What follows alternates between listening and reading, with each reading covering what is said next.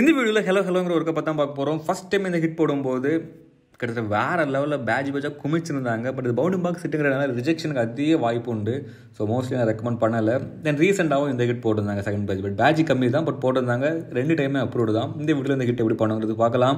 அதுக்கு முதல் உங்களுக்கு எம்டல் ஒரு எக்ஸ்பென்ஸ் இருக்கா, இல்லை உங்களுக்கு ஓனா 2 ஐடி வேணுச்சிங்களா, டிஸ்பிளே ஸ்க்ரீனில் தெரியாத நம்பரை கனெக்ட் பண்ணி வாங்கிடலாம். ரெண்டில் பொறுத்தவரை 50 எடுத்திக்கலாம், 30 ரூபா, அண்ட் 100 எடுத்திங்கன்னா 40 ரூபா, அண்ட் 200 மேலே பர் மந்த்துக்கு எடுத்திங்கன்னா $50 50 கிடைக்கும். இன்ட்ரெஸ்ட் இருந்தால் ஸ்க்ரீனில் தெரியாத நம்பரை கனெக்ட் பண்ணி வாங்கிடுங்க.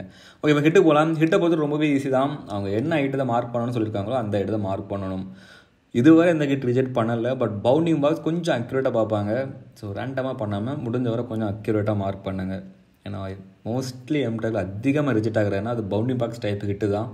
ஸோ இந்த ஹிட்டு மட்டும் வரும்போது கொஞ்சம் கரெக்டாக பண்ணிவிடுங்க. இந்த ஹிட் பண்ணாலும் 5000 ஹிட் அப்ரூவ் இருக்கணும், 99% இருக்கணும். ஸ்டார்டிங் நான் பண்ணும்போது யோசிச்சு தான் பண்ணேன். ஏன்னா 5000 ஹிட்டு 99 ரிஜெக்ட் ஆகிடக்கூடாதுங்கிறனால. பட் செகண்ட் டைம் போடும்போது பேட்ச் கம்மி தான், பல்கெல்லாம் போடலை.